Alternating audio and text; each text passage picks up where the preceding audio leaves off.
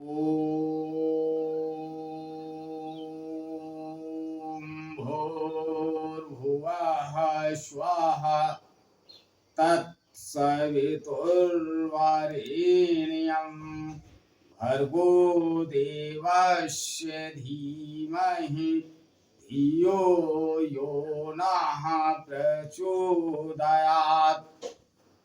उस प्राण स्वरूप, दुख नाशक, सुख स्वरूप, श्रेष्ठ, तेजस्वी, पाप नाशक, देव स्वरूप परमात्मा को हम अपनी अंतरात्मा में धारण कर रहे हैं। वह परमात्मा हमारी बुद्धि, वाणी तथा कर्मों को कल्याणकारी मार्ग पर प्रेरित करें।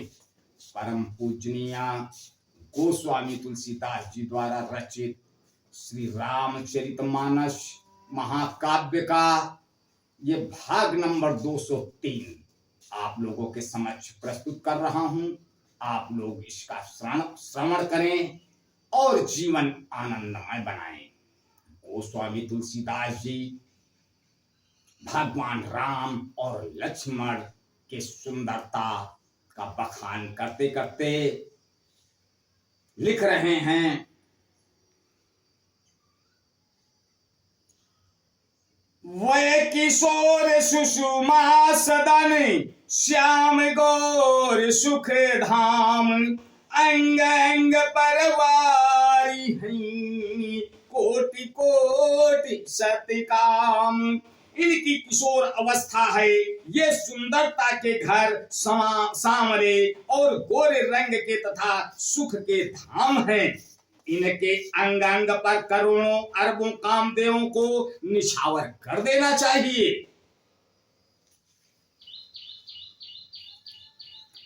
कहूं सखी यस को तनुधारी जो न मोहया रूप निहारी। कौ सुप्रेम बोली मृदुबानी जो मैं सुना सो सुनहूं सयानी। हे सखी, भला कहो तो ऐसा कौन शरीरधारी होगा जो इस रूप को देखकर मोहित न हो जाए, कोमलवाणी से जाए। अर्थात यह रूप जड़ चेतन सबको मोहित करने वाला है। तब कोई दूसरी सखी प्रेम सहित कोमलवाणी से बोली, हे सयानी, मैंने जो सुना है उसे सुनो। ये दो दशरथ के ढोटा बाल मरालिन के कल जोटा।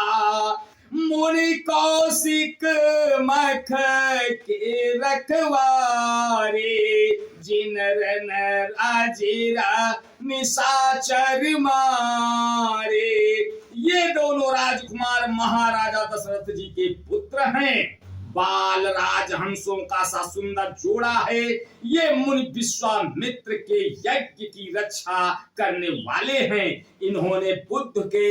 इन्होंने युद्ध के मैदान में राक्षसों को मारा है। श्याम गाति काले कंज बिलोचन जो मारीच सुभज मृदु मोचन।